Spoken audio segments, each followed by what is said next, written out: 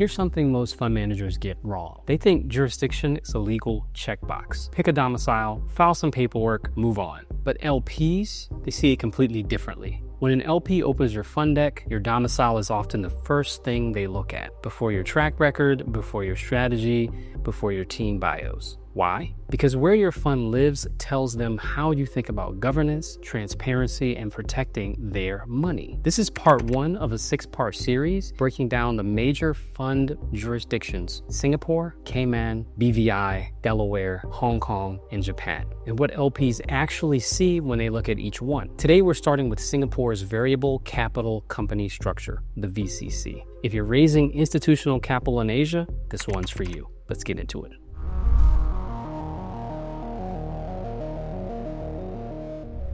I'm Corey, a lawyer helping entrepreneurs decode law, technology, and innovation. Today's video is the first in our series on how LPs interpret fund domiciles and why your jurisdiction choice matters more than ever in 2026. Here's what we're covering today: why jurisdiction has become a trust signal, not just a legal formality. Then we'll do a deep dive into Singapore's VCC structure, what it is and why LPs pay attention to it, and the trade-offs you need to know. At the end, I'll tell you what's coming in the rest of the series. Jurisdiction as a trust signal. So let's start with a mindset shift. In 2026, your fund's domicile isn't just about tax treatment or regulatory filings. It's a trust proxy. Let's use it as a shorthand. They're asking themselves, does this manager take governance seriously? Will reporting be reliable? If something goes wrong, can this be enforced? Think of it like this. If you're hiring someone and you see where they went to school, you make assumptions. Fair or not, it shapes your first impression. Domicile works the same way. It anchors how LPs interpret everything else in your fund materials. So with that framing, let's talk about Singapore.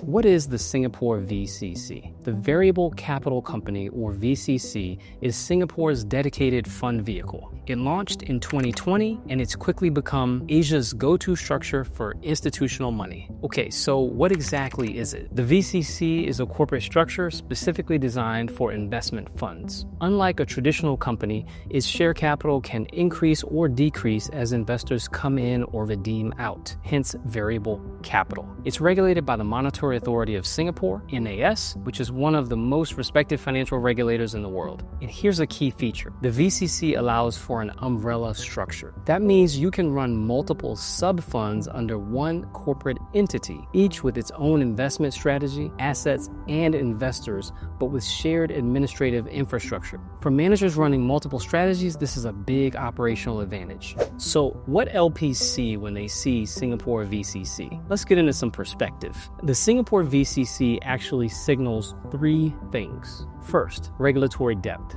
MAS is a serious regulator. These LPs see MAS oversight.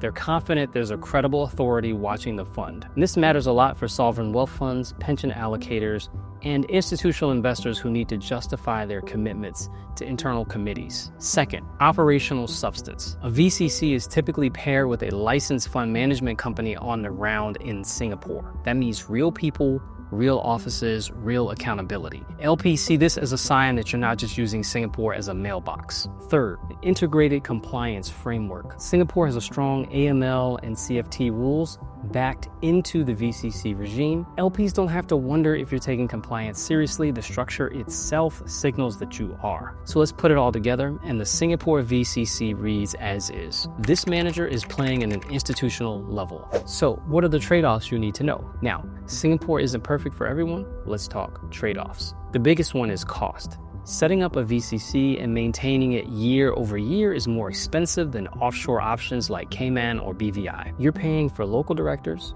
a licensed fund manager, and ongoing MAS compliance. For a large fund raising institutional capital, that's a worthwhile investment. For a smaller emerging manager or family office vehicle, it might be overkill. The second trade-off is complexity. If you're running a simple single strategy fund with a tight LP base, you may not need the umbrella structure or the regulatory overhead. So here's the honest take. Singapore VCC is a premium product. You're paying for optics, credibility, and institutional access. If that's what you need, it's worth every dollar. If it's not, there are leaner options, and we'll cover those in the next parts of this series. So when should you actually use a Singapore VCC? So here's my quick checklist. 1. You're raising from institutional LPs, sovereign wealth funds, pensions, large family offices, or endowments. These allocators want to see MAS oversight. It's often a requirement, not a preference. 2. You want Asia as your operational hub. If your investment strategy is Asia focused and you want substance in the region,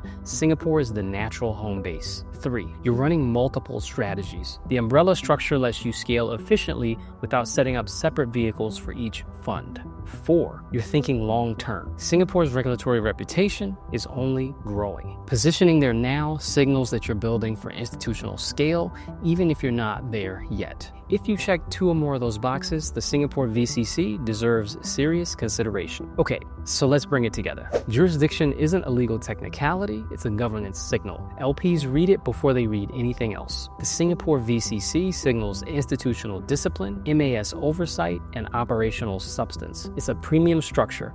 Higher cost, but higher credibility. It makes sense when you're raising institutional capital, building an Asia-focused strategy, running multiple funds, or positioning for long-term scale. Your structure speaks before you do. If you're targeting institutional LPs in Asia, the Singapore VCC says you're serious. Okay, that's part 1 in the books. In part 2, we're heading to the Cayman Islands, the world's most recognized fund domicile. I'll break down why Cayman is still the global default, what LPs expect from Cayman funds in 2026, and the governance traps you need to avoid. Make sure you're subscribed and hit that notification bell so you don't miss it. Join me on the path to decoding law, technology, and innovation to grow your business. Don't forget to like, share, subscribe, and hit that notification bell. Until next time,